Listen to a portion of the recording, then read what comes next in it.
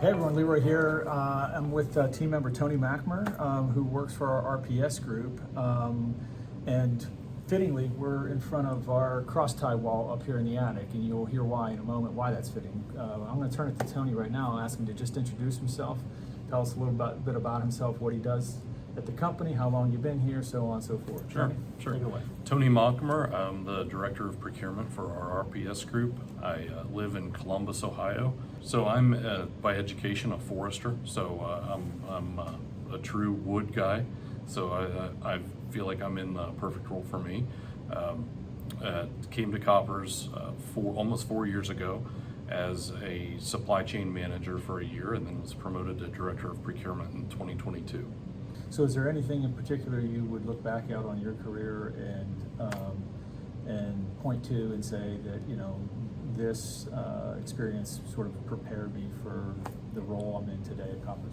Yeah, I think all of it did. I think understanding the supply chain from the raw material, the resource in the forest to the entire process of producing that tree and that log into lumber, or in our case, railroad ties. Certainly 25 years has prepared me for where I'm at today. Okay, Tony, so take your job and sort of break it down and describe it in its simplest terms to, you know, your friends and family, you know, in ways that the average person who is not in the forestry industry and doesn't do what you do would understand what you and your guys are up to every day. We have manage a team of around 25 professionals all over the eastern U.S. responsible for purchasing the cross ties that we use and sell to our customers. So we work with the end cuts, of which we see right here. Correct, right? Yeah. correct. So my team and I work with the 1,000 or plus sawmills.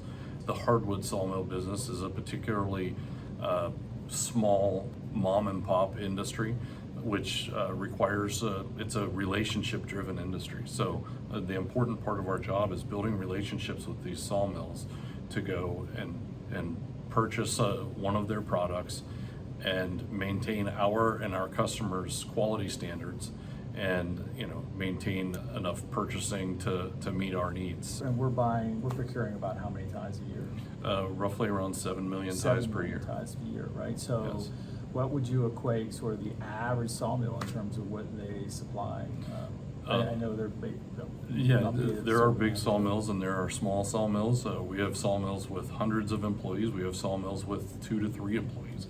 I'd say the average sawmill has 10 employees. Okay. And, you know, believe it or not, the average sawmill probably produces 10,000 ties per year. Okay. We have many that haul ties in and 20 ties per truck, and we have many that haul 200 ties per truck. So think about that. We're buying 7 million ties a year, and you're talking about it at that level and size. Wow, that's crazy.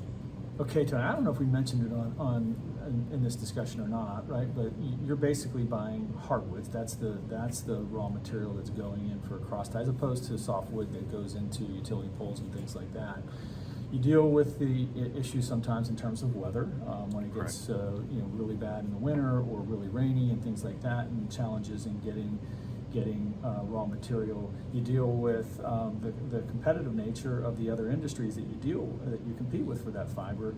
You know, there's times we've only been able to buy 4.5 million ties a year. You talk about, you know, really wanting and trying to average out around that 7 million mark. How do you deal with that ebb and flow and the ups and downs and stuff like that? I mean, it's just crazy. Sure. So in addition to what you mentioned, you know, we're dealing with a natural product that comes out of the forest. So obviously when it's wet and wintertime, those are challenges for our suppliers to get their raw materials. We also deal with things you don't often think about. Hunting seasons. Many sawmills will take off a week to go deer hunting every year. In central Pennsylvania, we deal with cultural issues. Believe it or not, we deal with, in Pennsylvania, the Amish wedding season. The Amish take off 3-day weekends when folks get married in their culture. So, and many of our sawmills are Amish. And then, like you said, the other economic drivers from the hardwood perspective. So when the market for things like hardwood flooring is high, those sawmills, if we don't maintain a competitive price, those sawmills will choose to saw flooring instead of railroad ties.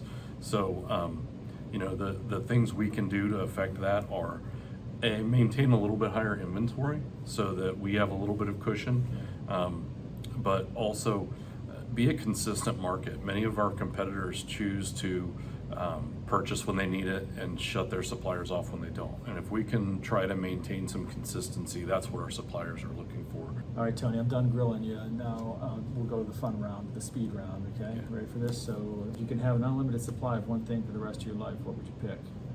Health. Good. Imagine you could teleport anywhere. Where would you go right now? Back in time to visit my grandparents. Oh, okay. What's one movie or TV show that you never get tired of watching? The Office. That's it. It's a good classic. What piece of advice would you share with your younger self? Think big.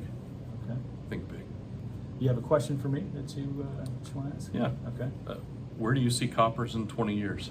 The thing that I get a lot of pleasure and satisfaction out of is the fact that Koppers has been around as long as it has. The name goes back over 100 years, and there's a lot of tradition and history and great stuff that goes with our legacy. I'd love to see that continue. It's tough because some of the markets and industries that we're in have only gotten tougher, and the environmental and regulatory world that sits around that has only made it tougher. I think we've been pretty resilient in terms of learning and continuing to figure out how to operate in an environment that makes it tougher every day, and I'm confident that we'll continue to be around in some form. It's hard to say what it'll be. We've continued to evolve and change over the years, but the name, I'm confident the name will still be out there. And whether we're doing exactly the same things we're doing today, that may not be the case because you got to evolve and adapt. But I still believe Koppers will be around. We'll be doing something, and I have no doubt we'll be successful at it too. So, thank you, appreciate it. Thanks for spending the time with me. Thanks thank for all you. you do. Yep, take care. Till see you again next time, folks, on 412 or another employee chat.